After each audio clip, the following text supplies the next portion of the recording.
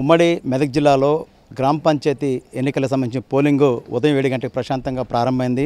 అన్ని ప్రాంతాల్లో కూడా ప్రశాంతంగా పోలింగ్ అయితే కొనసాగుతుంది. సంగారెడ్డి జిల్లాలో 121, మెదక్ జిల్లాలో 207, మొత్తం 368 గ్రామ పంచాయతీలకు ఈ రోజున మూడో విడతగా ఎన్నికలు జరుగుతున్నాయి. మనతో పాటు మెదక్ జిల్లా కలెక్టర్ రాహుల్ రాజు ఉన్నారు. వారిని అడిగి పోలింగ్ సరళి ఏ విధంగా ఉంది అని తెలుసుకునే ప్రయత్నం చేద్దాం. చెప్పండి సార్, మొదటి విడత, రెండో విడత చూశారు, మూడో విడత పోలింగ్ ఏ విధంగా కొనసాగుతుంది అనుకుంటున్నారు? అంటే మూడో విడత మనకి 9 o'clock రిపోర్ట్ వచ్చింది. సో దాని ప్రకారంగా 24% వరకు పోలింగ్ నమోదైంది. సో ఫస్ట్ 2 విడతలు చూసుకుంటే మాకు 9 o'clock రిపోర్ట్లో 20% ఉండే. సో 24% అంటే కొద్దిగా ఎక్కువ పెరుగుతుంది అనేసి మాకు అంచనా ఉంది. So last time total poll అయ్యేసరికి 88% వచ్చిండే మాకు ఫస్ట్ ఫేజ్, సెకండ్ ఫేజ్లో.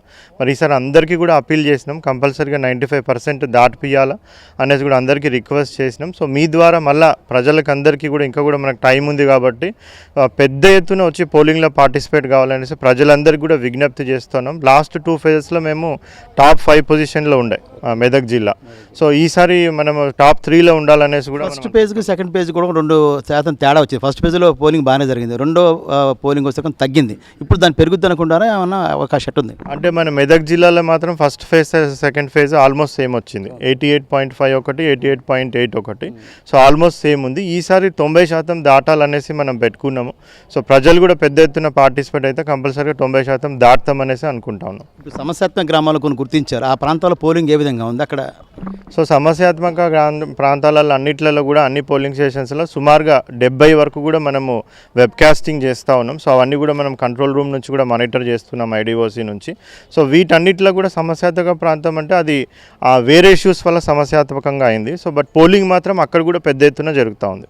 ముఖ్యంగా మనం పోలింగ్ అయితే అనుకున్న సమయానికి 7 గంటలకు ప్రారంభం అవుతుంది, 1 గంట క్లోజ్ అవుతుంది. కానీ కౌంటింగ్ మాత్రం కొన్ని ప్రాంతాల్లో చాలా ఆలస్యం అవుతుంది. మొదటి 2 విడతలు కూడా చూసాం. ఈసారి అలాంటి లోపాలు జరగకుండా ఏమైనా చూసారా? అంటే మనం ఈసారి కౌంటింగ్ చాలా స్ట్రిక్ట్గా ఇంప్లిమెంట్ చేస్తూ ఉన్నాం. సో 144 సెక్షన్ అంటే కొత్త BNSS ప్రకారం 163 సెక్షన్ అన్ని జీపీలలో అమల్లో ఉంటుంది. సో ఎవరైతే కౌంటింగ్ ఏజెంట్స్ ఉంటారో వాళ్ళకు కూడా ఒక ప్రోటోకాల్ ఇచ్చినాం. సో అందరు కాకుండా ఏ వార్డుది చేస్తామో ఆ మెంబర్స్ని మనం పిలవడం జరుగుతుంది. సో దాని ద్వారా ఏంటంటే మనం వార్డ్ వైజ్ తొందరగా కౌంటింగ్ చేయడానికి కూడా ఆస్కారం ఉంటుంది. 2 o'clock కంపల్సరీగా స్టార్ట్ చేయమని అందరూ రిటర్నింగ్ ఆఫీసర్స్కి కూడా మేము ఇన్స్ట్రక్షన్స్ ఇవ్వడం జరిగింది. ఇది మొత్తం మీద మనం చూసుకున్నప్పుడు ఉమ్మడి మెదక్ జిల్లాలో, ముఖ్యంగా మెదక్ జిల్లాలో ఇప్పుడు మనం ఉన్నాము. మెదక్ జిల్లాలో పోలింగ్ అయితే ప్రశాంతంగా కొనసాగుతుంది. పోలింగ్ సమయానికి ప్రారంభమైంది, కౌంటింగ్ కూడా సమయానికి ప్రారంభమవుతుంది. ఫలితాలు కూడా వెంటనే ఇస్తామని జిల్లా కలెక్టర్ రాహుల్ రాజు చెప్తున్నారు. కెమెరా పర్సన్ వినోద్తో PV రావు, 10 TV, మెదక్ నుంచి.